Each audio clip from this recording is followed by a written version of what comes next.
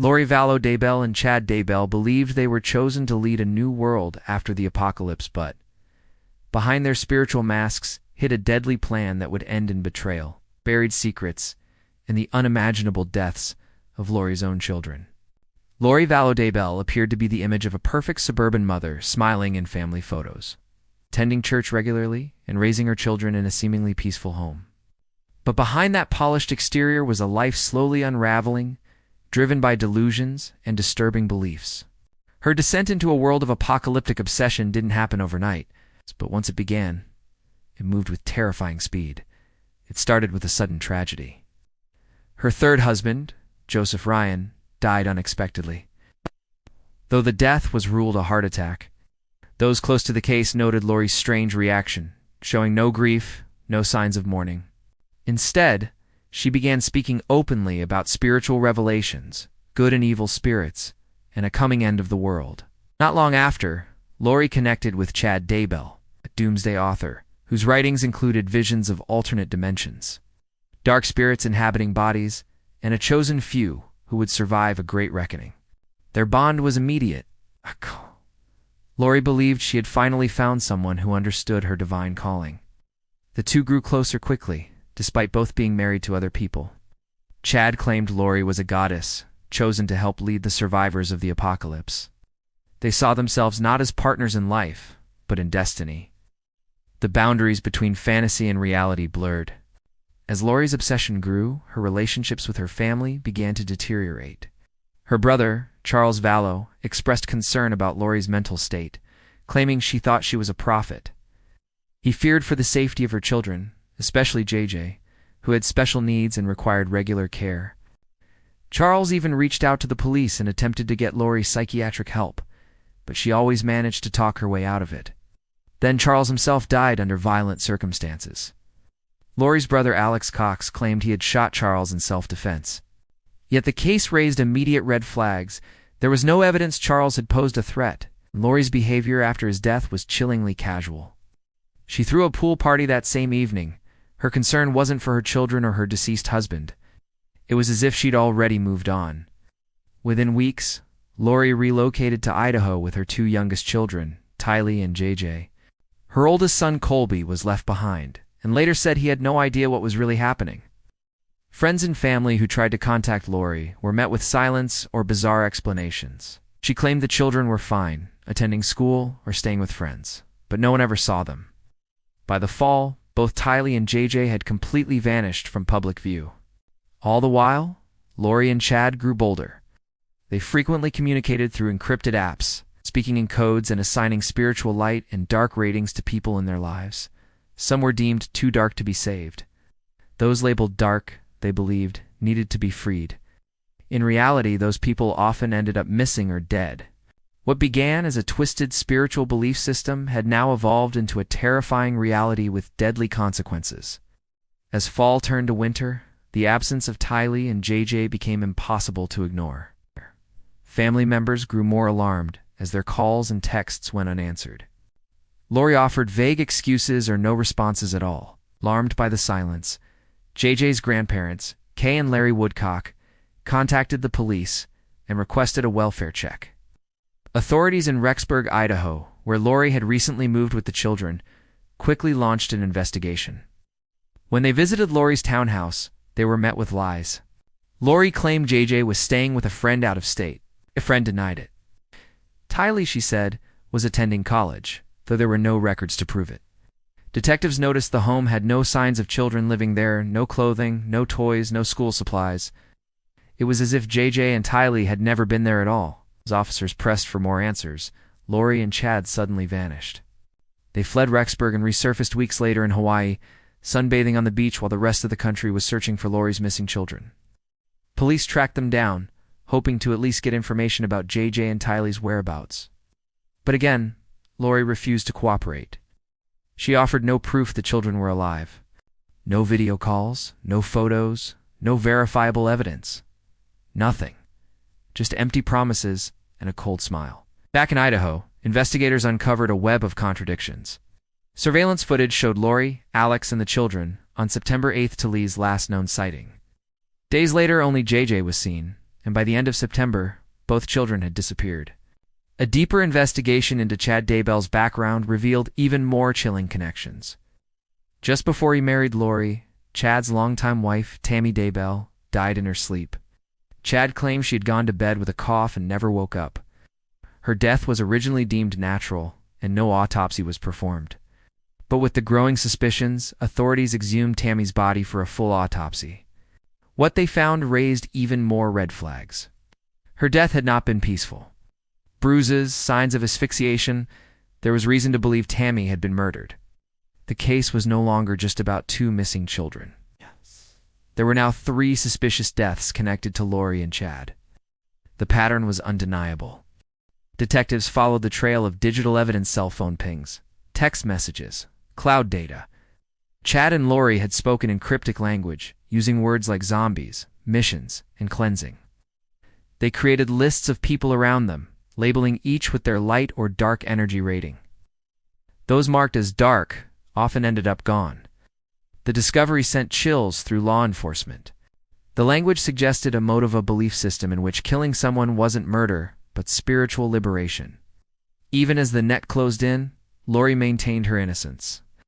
Her calm demeanor became one of the most baffling aspects of the case. She never cried, never pleaded, never showed concern. She behaved as if the children had simply gone away and would return any day. But behind her cold silence, the truth was hiding, and authorities were closing in. The breakthrough in the case came through meticulous analysis of digital footprints.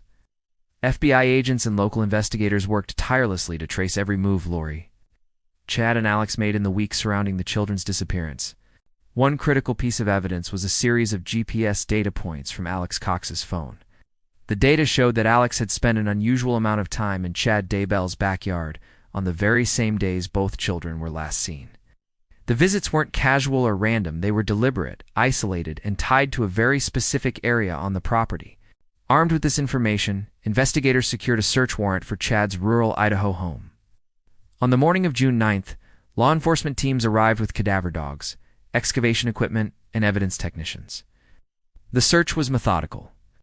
As the dogs sniffed around the yard, they alerted handlers near a fire pit and a nearby patch of ground that appeared recently disturbed.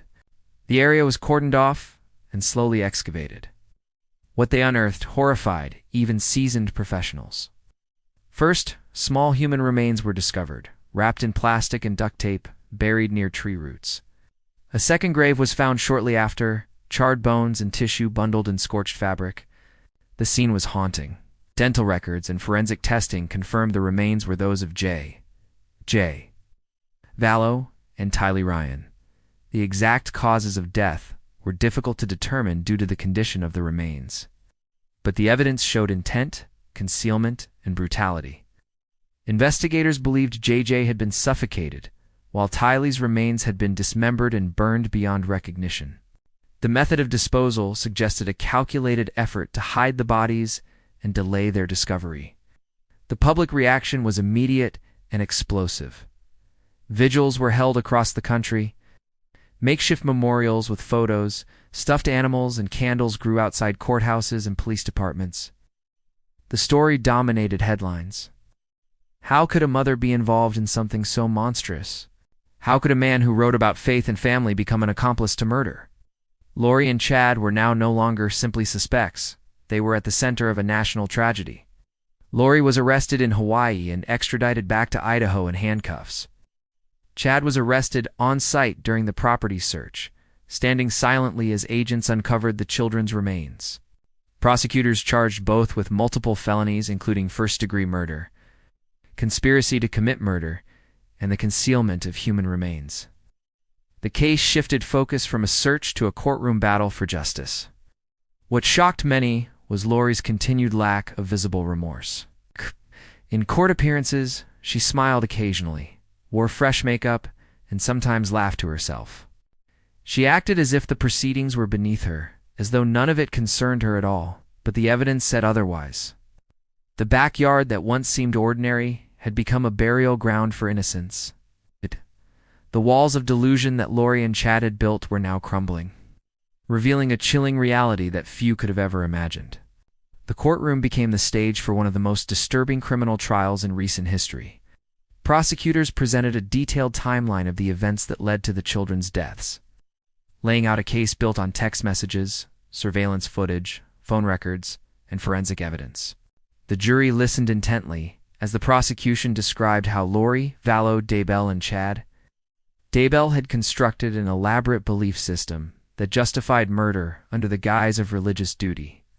They weren't just a couple obsessed with end times. They were a dangerous duo, convinced they had been chosen to help lead a new world, even if it meant eliminating their own children. One of the most crucial points in the trial was the introduction of Lori's personal writings. In them, she described visions and revelations that painted her children as obstacles to a divine mission. Tylee and JJ were labeled dark spirits in her entries, which, according to her beliefs, meant their souls had already departed and their bodies were merely inhabited by evil entities. Chad's influence was apparent in the language she used, mirroring terminology found in his books and speeches. The two had created an alternate reality in which murder became a twisted form of salvation. Testimonies from former friends and family members painted a picture of escalating madness. They told the jury how Lori had changed from a devoted mother to someone who viewed her children as expendable. Former friends said they were initially intrigued by Lori's spiritual discussions, but became alarmed when she began speaking of zombies, alternate dimensions, and spiritual rankings. One woman testified that Lori once claimed she could see if someone had light or dark energy just by looking at them. JJ and Tylee, she said, were on Lori's dark list. The prosecution also called digital forensic experts who revealed a pattern of deception. Lori and Chad had used burner phones to communicate in secret, and they frequently deleted messages and avoided sharing anything traceable. But some messages survive, disturbing, coded exchanges about missions and preparing the children. In one chilling message, Chad reassured Lori that her children had been taken care of, implying the act was complete. The jury sat in stunned silence as the digital trail laid bare the reality of what happened behind closed doors. The defense argued that Lori was mentally unwell and had been manipulated by Chad, painting her as a vulnerable woman caught in the web of a controlling man. They cited her history of religious fixation and emotional instability, suggesting she had detached from reality. But the evidence of active participation, planning, and concealment made it hard for the jury to accept that she had no understanding of her actions. When the prosecution rested its case, the courtroom held a heavy silence. The jury, visibly shaken, had witnessed not just a legal case, but the unraveling of a deeply warped belief system that led to the destruction of 2 young lives. All eyes were now on the final phase of the trial. Sentencing loomed, and the public awaited to see whether justice would finally speak louder than delusion. The final chapter in Lori Vallow Daybell's case unfolded in a packed courtroom where grief, anger, and disbelief hung in the air. Families of the victims filled the front rows, holding on to framed photos of Tylee and JJ, their faces frozen in times, smiling, innocent, and gone far too soon. The judge entered with a somber tone, fully aware that this sentencing would not only bring closure to a long and painful trial, but would also echo through a nation that had followed every grim detail. Lori, dressed in a beige prison uniform, stood motionless as the judge prepared to deliver his decision. Before the sentence was announced, the court allowed victim impact statements. One by one, family members spoke through tears. They described how their lives had been shattered by Lori's choices. Tylee's aunt shared memories of her niece's laughter, her protective nature, and her dreams of becoming a forensic scientist. JJ's grandfather spoke with a trembling voice, remembering how JJ loved school buses and music and how he used to run into his arms with joy. Their words painted vivid images of lives filled with promise and personality, lives that Lori had stolen. Then came the judge's address. His words were measured but stern, cutting through the courtroom with clarity. He called Lori's actions calculated, cruel, and inhuman. He spoke directly to the horror of a mother turning against her own children. He condemned the manipulative belief system she had embraced, one that justified murder under the illusion of spiritual righteousness. He pointed to her continued lack of remorse, her calm demeanor throughout the trial, and her refusal to take accountability. There was no sorrow in her eyes, no recognition of the devastation she had caused. The sentence was harsh but expected life in prison without the possibility of parole. The judge emphasized that Lori would never again walk freely in society, never again have the opportunity to cause harm. As the words echoed through the courtroom, some family members sobbed quietly, others nodded, their faces heavy with both relief and enduring sorrow. For many, it was a long-awaited moment of justice, even if no sentence could truly repair the loss. Lori stood still, her expression unreadable. She did not cry. She did not speak. As officers led her away, she offered one final glance at the courtroom, emotionless and cold, as if detached from the reality of her fate. Outside, reporters gathered to cover the sentencing, and a small crowd held candles in memory of the children. The nation watched as the final chapter closed on one of the most chilling family tragedies in modern history. Though justice had been served, the case left behind a trail of difficult questions about belief, mental illness, and the devastating consequences of unchecked delusion. But amidst the darkness, there remained a quiet, powerful truth. Tylee and JJ were finally heard, and those who loved them never stopped seeking the truth. In the end, it was their memory that triumphed.